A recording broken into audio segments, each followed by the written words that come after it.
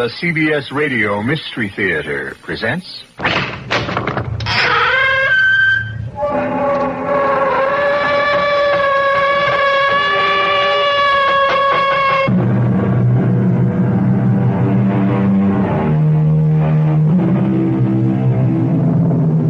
Come in.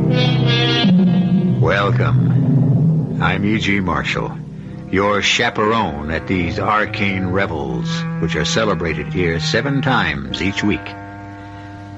There's the smile of love, and the smile of deceit, and the smile of smiles, where both smiles meet. Why are love and deceit so often found together? Must we deceive to love, or do we love to deceive? But where you find love and deceit together, they do not usually remain alone. Often this duet becomes a trio, and the third member turns out to be death. How do you render justice in your country? We have courts. Courts? Halls, where people assemble, and we have judges, juries, lawyers. Ah, yes. Is it wise to allow people to judge people? It is the best way, the most democratic. Only the immortal gods may decide. But how do you know to get them to make a decision? The gods have sent my people a spring of sparkling water. The accused must drink at the spring. And what does that prove? The innocent walk away vindicated. And the guilty? The guilty fall down dead. Well, it is hardly the way. You will see it with your own eyes. We shall have a trial tonight. Oh? Who is the accused? You are.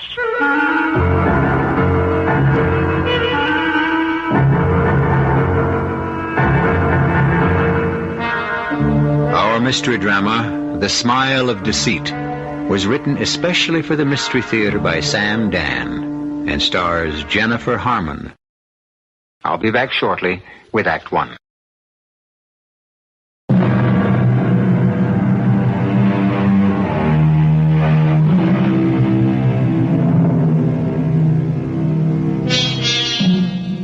The poet tells us that nothing succeeds like success. The question, therefore, arises, what is success?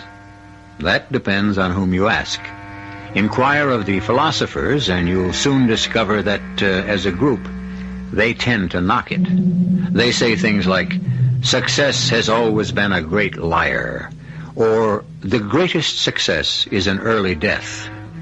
That's all very well, but who among us would refuse to be successful? Who, if given free choice, would choose failure? Certainly not Miss Velma Straight. Women's lib to the contrary notwithstanding, success for many girls in our society still means the acquisition of a wealthy husband. And Velma, as we shall discover, has hit a rather respectable jackpot. Just a minute, darling. Oh, it's Aunt Rose. Well, I see you were expecting Darling. I was. Well, may I come in? Of course. Come in, Aunt Rose. By all means, come in. Well, aren't you glad to see me, Velma, dear? Well, you know I am. I just... Well, you said you didn't think that you could get away. Well, I really can't. But would it be right for you to graduate all alone, with no one to applaud? Besides, you said you're engaged, so I just had to. Come down and see if you approve. Oh, I shall approve. I know how I raise my little girl. I'm sure you chose a wonderful man. Oh, he is, Aunt Rose. Absolutely wonderful. Well, tell me all about him. Well, his name is Robert Morris Hastings III. Oh, that sounds impressive. Is he at school here? Oh, yes. And is he graduating too? Oh, no. He's on the faculty. An instructor? A professor. Oh, that's marvelous. Dear, I wouldn't dare to suggest this. It's so presumptuous to advise the young, but I'd hoped you'd choose a mature man. And I did. Oh, the young men today seem so unsettled, so uncertain. An older man is so much safer, so much more secure, and in many ways more romantic. Now tell me everything about Robert Morris Hastings III. Well, you shall meet him in exactly 1 minute. Oh, I will. He promised to stop in and say hello on his way to the faculty assembly. He said he'd ring the bell at 11 o'clock, and he is the soul of promptness. Well, that's an excellent quality and a sign of good character. What does he teach? Anthropology. Oh, dearest, I am so happy for you. To be the wife of a professor. To live in the intellectually stimulating atmosphere of a university. Oh, well, we won't live here, Aunt Rose. Robert's resigning his post. He is? We're going out into the field. Robert's specialty is in psychic phenomena among primitive peoples. It's fascinating how the mind can be manipulated to produce, well, almost anything. Even death. Anyhow, starting next month, it'll be deserts and jungles. Well, will you look at the clock? 11 exactly. Robert, darling, come in. I can only pause for a moment, my dear. Darling, the most wonderful human being in all the world is here to give us our blessing. Aunt Rose, this is Robert. Robert, Mrs. Maynard Gardner. But you'll have to call her Aunt Rose. How do you do? How I have looked forward to this occasion. Velma never stops talking about you. Aunt Rose. Well, let's all have some coffee. Oh, my dear, I don't have time. Darling, it only needs a minute to boil the water. Yes, but a cup of coffee right now would be too much. I already have had 2 at breakfast. Now, Robert, you promised to watch that. I know, my dear, and I do try. Oh, he's just terrible, Aunt Rose. I really should be going. But you just got here. I promised to pop in on my way to the assembly to say hello, and now I must pop out. I'll look for you both at the commencement exercises. Well, if you must go. And Aunt Rose, you will be our guest at luncheon. I should be getting back to the city. Nonsense. Of course she'll be our guest, Robert. I'll make a reservation for 3 at the Hamilton room. Goodbye, ladies. Goodbye, darling. Goodbye. Well? Velma. Isn't he marvelous? Are you serious? Are you saying you don't like Robert? How could you consider marriage with... I know. He's not as young as you might have expected. But didn't you say it was wisest to marry an older man? Older, yes, but... But what? Well, let me put it this way. I happen to be more than twice your age, and he'd even be too old for me. Age isn't everything, Aunt Rose. Robert is handsome, generous, very intelligent, kind. Cheerful, thrifty, brave, clean, and reverent. I know, a veritable Eagle Scout. And most important, he's rich. Oh, no. No, I can't believe what I'm hearing. Why not, darling?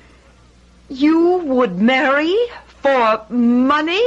Absolutely. Oh, no, Velma, no. That's not how I raised you. If you can say that, then you learn nothing in my house. But I learned everything in your house, Aunt Rose. I learned how important money can be because I saw what can happen to girls who marry for love and love alone, the way you did.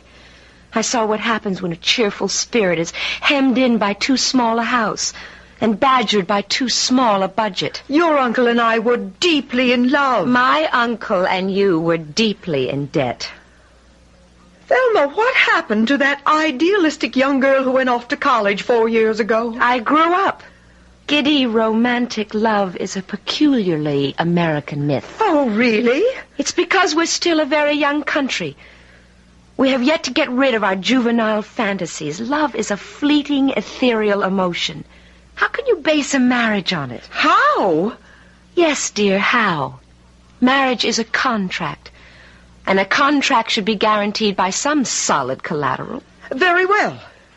Very well. If you must marry for money, is he the best you can do? Oh, yes, I've explored all my options. Velma! I discovered that Robert happens to be among the wealthiest men on campus, student or faculty. He's the sole surviving member of the Hastings family. I never heard of them. They were Detroit people. Robert's father was a pioneer maker of motor cars. He was bought out by one of the big corporations for a fabulous sum of money. Oh, but there must be other wealthy men closer to your own age. Oh, Lord, listen how I'm talking. Yes, there are, but Robert's money is clean money. Clean? He's the only surviving member of his family. The money is all his, and when he dies, the money will be all mine. The others had brothers or sisters, all kinds of family complications. But, Velma, do you realize in 10 years Robert will be a very, very old man? While you'll hardly be in your 30s. I don't expect Robert to live another 10 years, or even 5. He has a heart condition. Velma! And will be living a strenuous outdoor life in areas that aren't exactly healthy. I shall be a very young widow. And then I could afford to marry for love. Oh, Velma. Something has taken possession of you.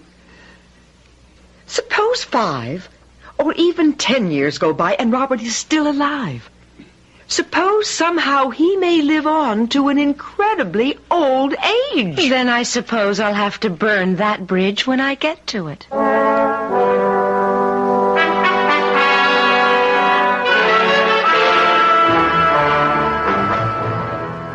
There you are, Aunt Rose. Have you been waiting long? No. Were you able to see Velma at the commencement exercises? Yes. She looks stunning. Don't you agree? I agree. Why do you disapprove of me?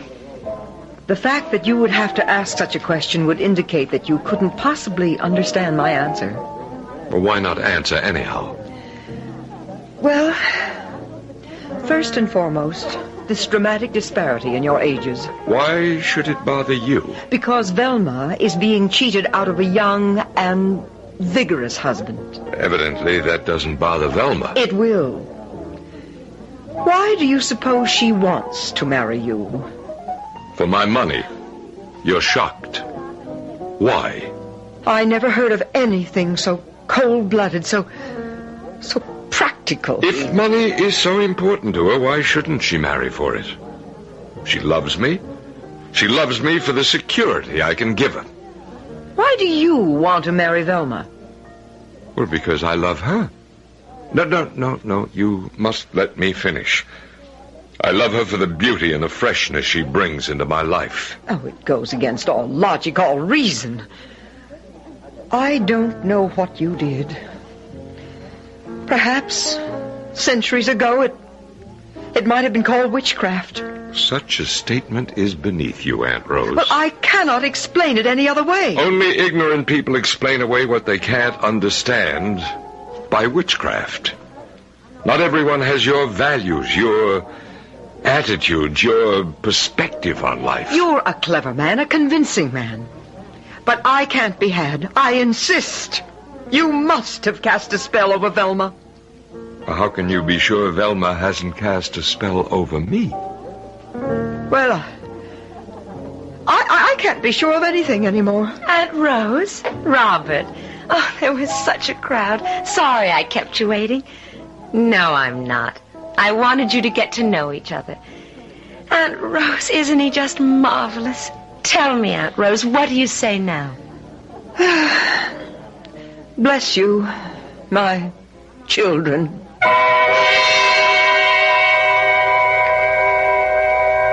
Well, there's a marriage for you. But maybe it's not so outrageous after all. At least the principals are being honest with each other. Or do they only think they're being honest? Let's review the bidding. He wants her to be fresh and bright and beautiful. She wants him to live no longer than, say, 5 more years. And I want you to wait just a few moments. And then I shall return with Act 2.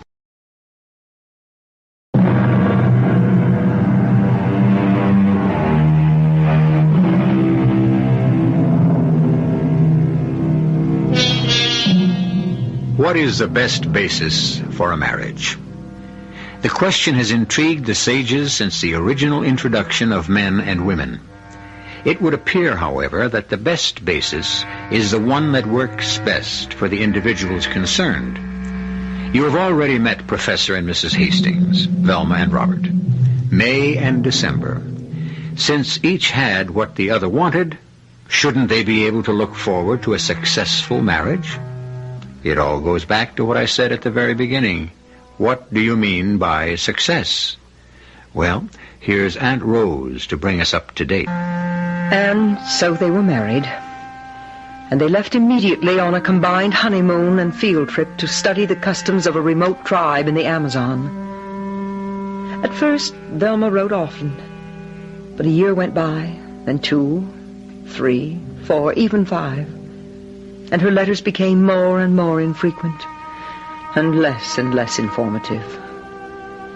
And then, for a while, I didn't hear from her at all. And then one day, I received a strange, frightening letter from Brazil. Dearest Aunt Rose, save me. Please save me. You must save me. Perhaps it is my fault. But I don't want to die. No, I must be calm. I will tell you everything. Even the part that makes me look bad. You're my only hope. You must save me. You were right. Oh, how right. It's 5 years. I've been married 5 years. I can't stand it any longer. I can't. What are they banging on those things for? It's a very interesting ceremony, my dear. I'm sure. It's called the Test of the Bitter Water. Sounds fascinating. Are you all right? I'm fine. Are you sure? Damn it, I said I was all right. You want me to write it down and get it notarized? Obviously, something is the matter. Why can't we go home? My work is here. Why can't I go home? Home is wherever our work takes us. It's your work. Why do I have to be here? Because a wife's place is with her husband. Now, come on, we'll be late for the ceremony. Chief Araya will be insulted if we don't attend. Please convey my regrets. I have a headache. My dear, we are the honored guests. It would be an insult, and I need the chief's goodwill. That's too bad. I'm afraid it is. If I tell him you have a headache, he'll send his favorite medicine man to cure you. And that might be quite painful. And so I went with Robert. I had no desire to be sewn into a pigskin and smoked for hours to drive the evil spirits from my head. The entire tribe, hundreds of men and women, were gathered about a rock, from which there flowed a spring of sparkling water. All eyes were on a woman who stood alone near the spring, a woman who seemed transfixed by terror. Finally, the drums increased in intensity, and Chief Araya himself, a tall, imposing man with steel blue eyes and stark white hair, stepped forward. Let the drums be silent! What is he going to do? He's going to make her drink some spring water from that silver cup. Why is she so frightened? Well, she's afraid the water will kill her. Is it poison? No, I drank it myself. Well, then why is she... She's been accused of infidelity. To prove her innocence, she must drink from the spring.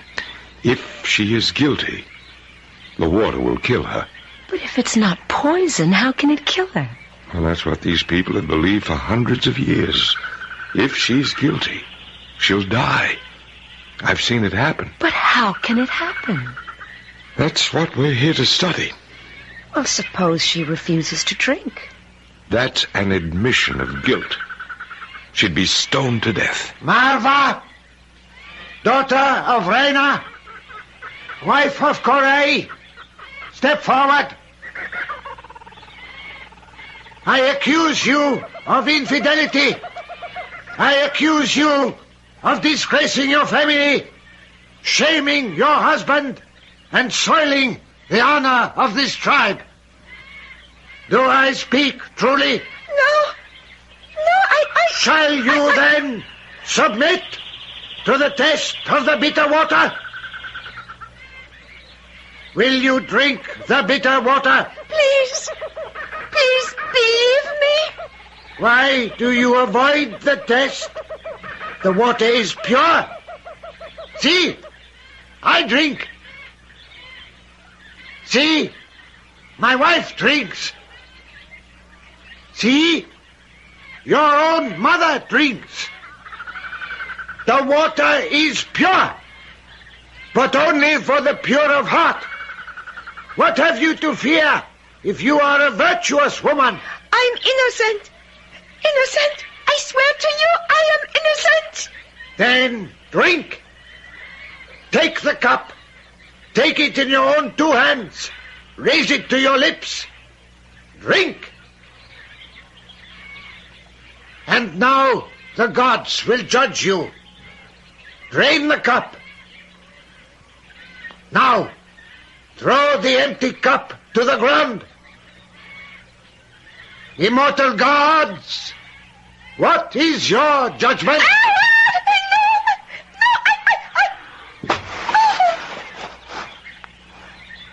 The gods have spoken. Is she dead? There's no doubt about it. She's dead.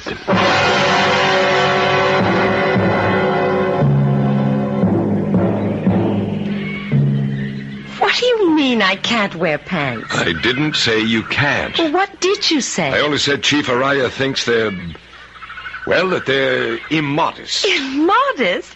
Why, the women in his tribe run around practically naked. It's remarkable how modesty is culturally determined. In our civilization, a woman is immodest if she exposes her body. And here a woman is immodest if she conceals it. This Chief Araya of yours is becoming a pet peeve of mine. Well, he's a stern moralist, almost in the mold of an Old Testament prophet. Now, how would you like to drive the Jeep to Porto Sao Diego? What for? The Institute is sending me an assistant. Oh, really? A highly qualified scientist and an erudite scholar. Well, that killed it. Would you pick him up and bring him back here?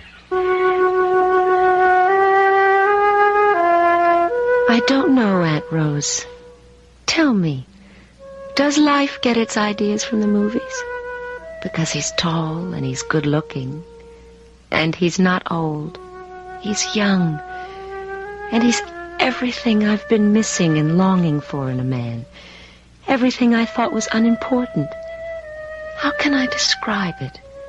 We're tuned in. We like so many of the same things. We can talk so easily. We like to dance. You understand, don't you? And he was even honorable. Notice I said was. Oh, isn't it a glorious night? Tell me, Dennis, have you read the Stevenson-Halley analysis of the South American Indian languages? Oh, yes, sir. Do you agree? Well, I think their premise is correct, but it sheds no new light. If you boys are going to talk shop again, I think I'll turn in. But, my dear, you haven't finished your dinner.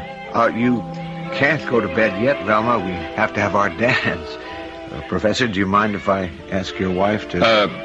Dennis, Velma, I would rather you two didn't do any more dancing. Now what's the matter? Well, it seems that this kind of thing is shocking to the natives. You can't be serious. Chief Araya spoke to me about it. Dennis, you understand. Yes, I think I do, sir. These natives are remarkably straight-laced people. You know, it's odd. Our culture sees the savage as free and unfettered. Actually, they're the prisoners of so many taboos. So am I.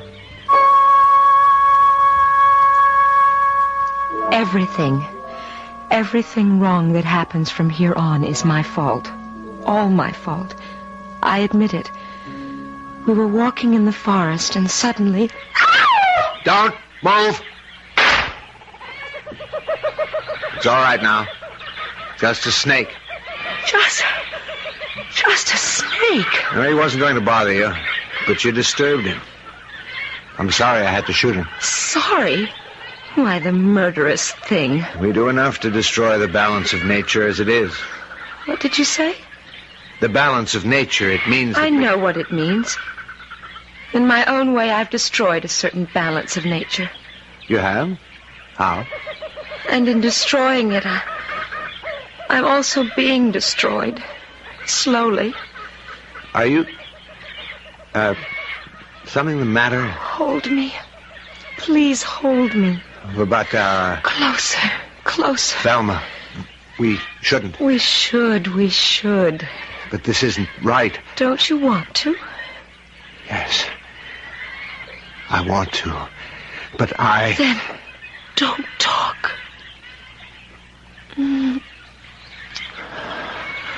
Oh, Dennis. I love you, Velma. Oh, how I love you, Dennis. Well, then, let's tell Robert. Tell Robert? Are you mad? It's the honest and honorable thing to do. No. Then you can get a divorce. What are you saying? You must divorce Robert. Why? Well, for 100 reasons. 1, you don't love him. 2, you love me. Let's wait. For what? For Robert to die. Velma. How much longer can he live? Velma, I can't believe you're saying this. Kiss me. No. No, it's not right. Don't you want to love me? Yes. But as my wife. Marry me. How much money do you make? What kind of question is that? A very important question. Well, I have a research grant for the next 36 months. How much does it pay? $8,800 a year. You can't be serious. Well, why is money so important? We won't starve. Robert has money. He has over $2 million. Think of it. $2 million. Oh, well, who cares? I care. It's all going to be mine when he dies. Do you want me to throw away $2 million? What does it matter as long as you have love in the house? It matters. It matters. He can't live forever. Oh, kiss me. But we... Don't talk. You talk too much.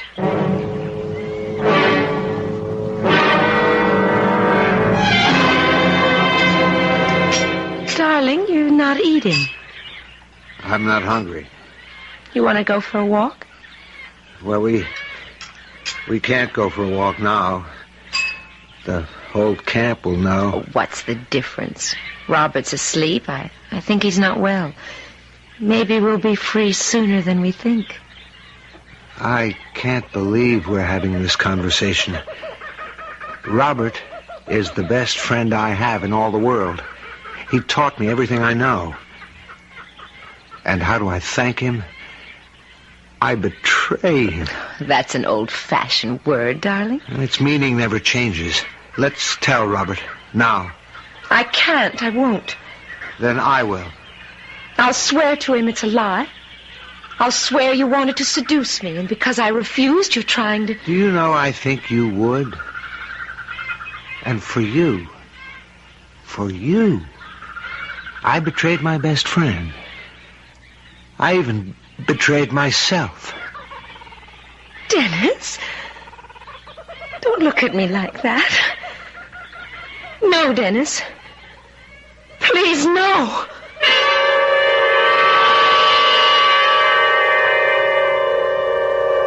Why do young girls like Velma get themselves into these situations? An extensive literature on the subject of May and December marriages exists. Indeed, a great deal has even been said on the subject on many of our own little tales here. However, the most succinct statement was uttered by Mr. Benjamin Franklin, who observed that where you have marriage without love, you will soon have love without marriage. I'll be back shortly with Act 3.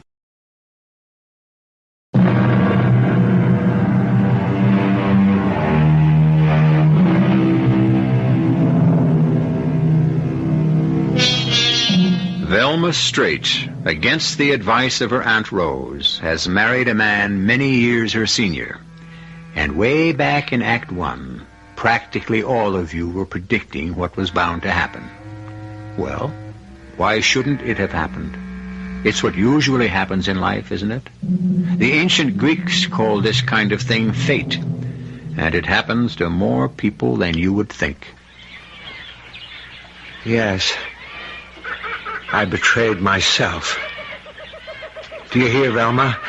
I betrayed myself. Dennis, Robert, he will hear you. Oh, yes, Robert. Robert mustn't know. I don't feel well. Yes, Dennis, you don't look well. Maybe you better go back to your tent. Yeah, I'll do that. Do you want me to walk with you? No. There are things I have to think about. Think, Dennis. Think about us. Oh, yes. I am thinking about us. Everything will be all right soon. Yes. Soon. Everything will be just fine. Good night, Velma.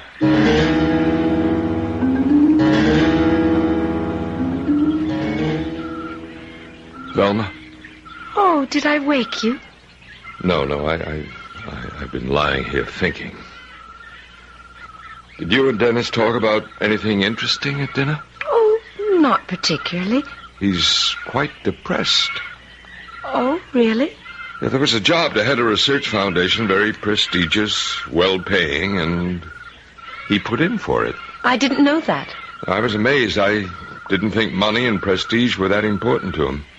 He was always happy just working in the field, or so I thought. But evidently it wasn't enough for him. The job? What about the job? He got a letter this morning. The job's been filled. Oh. What was that? That was a shot. Yes, Aunt Rose, it was a shot. And it came from Dennis's tent. Something said to me, don't go in there. Don't go in there. But Robert went in, and after a while he came out. He's dead. But I suppose the rejection by the foundation was a little too much. oh, it's horrible. I'll have to report this to the authorities. I'd hate to say it was a suicide, but... Maybe it wasn't. My dear, I know you liked him as I did, and you want to protect his name, but... well, it's obvious. You must come down here, Aunt Rose. You must. I have no one else in the world. Only you can save my life. Help me now. I'm enclosing money for an airline ticket.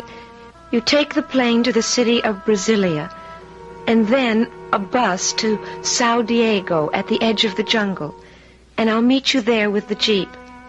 You must come before the 25th of the month. Please, before the 25th. Because here's what's happened. The day after we buried poor Dennis, that horrible chief, Araya, walked into the camp. Friend Robert. Chief Araya, sit. Join us for some refreshment.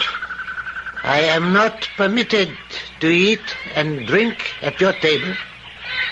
Is there a spirit here? An evil spirit. Powerful? A spirit of death. In whose body? Hers. My wife? I make the accusation. Of what? The most disgraceful of all crimes. Adultery. How dare you? Please, my dear. Please, my dear. This filthy, disgusting heathen savage dares to slander me, and you say, please, my dear. Now, Chief, who makes this charge? I, Araya, chief of all the forest country, make the charge. It is my duty. What right do you have? It is my right. My duty. You live in my country. You live by my law. Friend Robert, I have come in peace. Go in peace. I live in peace. What is this? What right does he have to accuse me my of... poor darling. The way you dress to him it suggested a wanton woman. But And the fact that you danced with Dennis means to him that... There was never anything between Dennis and me. It's untrue. We're not talking about absolute truth. We're talking about the truth as he perceives it. And this means... What? It means you'll have to take the test of the bitter water. And if I refuse, shall I be stoned to death? Darling, if you refuse, I shall lose the friendship of the chief. Isn't that too bad? Drink the water, and once and for all, you'll prove to the chief that you are a virtuous woman. I refuse. Come on, darling, what could happen to you? I won't. Do you hear me? But why? What could happen to you? What are you afraid of?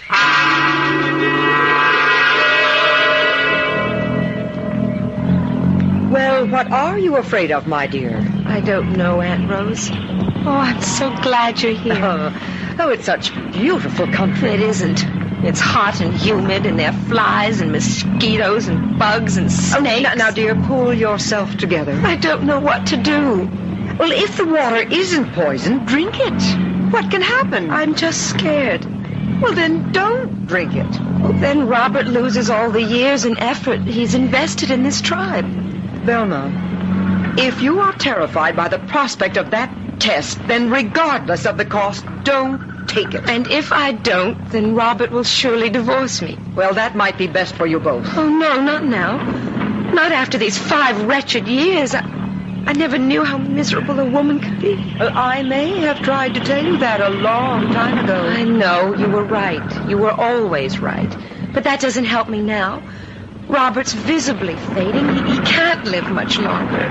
He has $2 million. Velma, you must forget about the money. How can I forget? That's all I've lived for. It's my money, and I won't give it up. Well, darling, it seems your choices are obvious. Drink the water or lose the money. There must be another way. You did have an affair with Dennis? Yes. Well, turn the Jeep around and come with me. No. It's a crazy superstition of savages. I won't give up a fortune. I'll drink that water and spit in his eye. All right, then. You've decided.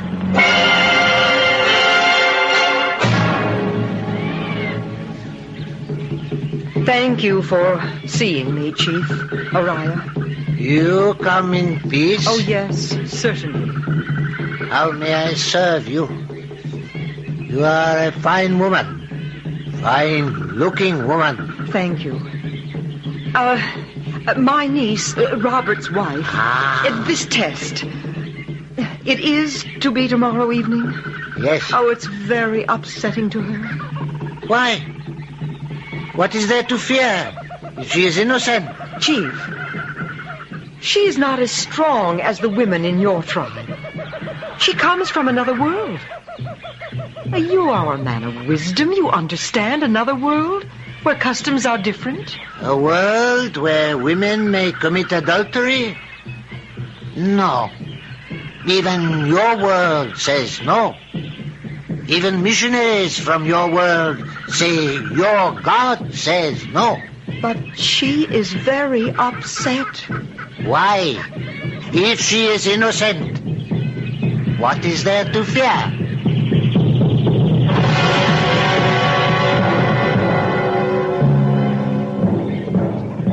Let the drums be silent. Velma, wife of Robert, I accuse you of infidelity. Do I speak truly? Answer him. No. Shall you then submit to the test of the bitter water? Yes. Here, I have filled the cup from the spring. Take it. Drink. Aunt Rose. One moment. Chief, may I drink from that cup first? Anyone who chooses may drink from the cup. All right. Well, nothing seems to have happened to me. Here, Velma, the water's okay. Aunt Rose, I don't know what to do. Velma, I have gone as far as I can. I've proved the water isn't poisoned.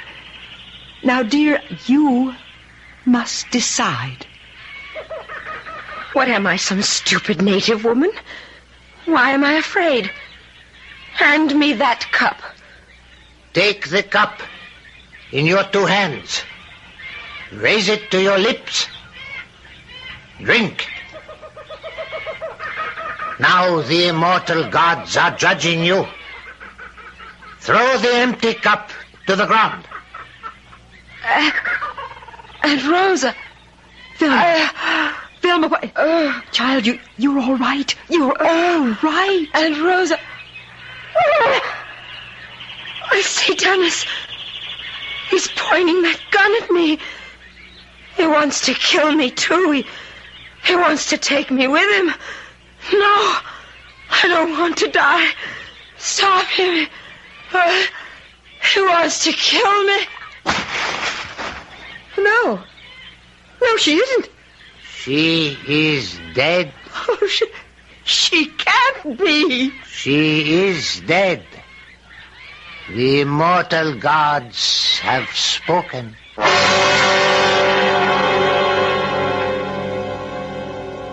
How do these things happen? We do know that people die of fright, of remorse, of all the unknown ways that silently attack the mind. Robert died a week later.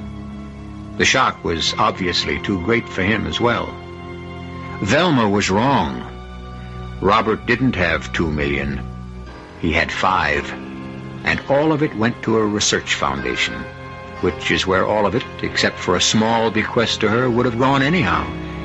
On the other hand, everything we have, we give to you, as I shall explain when I return in a few moments.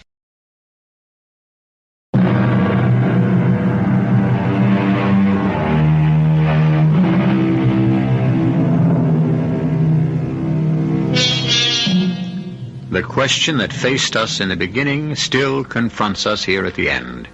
What is success?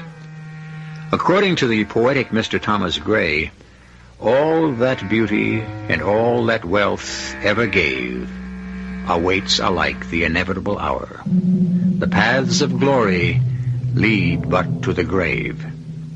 If this is true, then the only really successful creatures in this world are the worms. But if we cannot guarantee you success, we can promise you enjoyment if you tune us in 7 times each week. Our cast included Jennifer Harmon, Arnold Moss, Joan Shay, and Robert Dryden. The entire production was under the direction of Himan Brown. And now, a preview of our next tale. But, Lieutenant, Jennifer couldn't have murdered Alexis Lauren. Jen simply isn't capable of murder. Mr. Chatterton, we're all capable of murder. Or so the head doctors say, anyhow. Jennifer didn't Her murder... prints are on the gun. She admits she was on the scene when Alexis Lauren was killed. Her motivation is strong and clear. Jealousy. I'm sorry, Mr. Chatterton, but it's a bad scenario for Jennifer Palmer. Real bad. This is E.G. Marshall inviting you to return to our Mystery Theater for another adventure in the macabre. Until next time, pleasant dreams.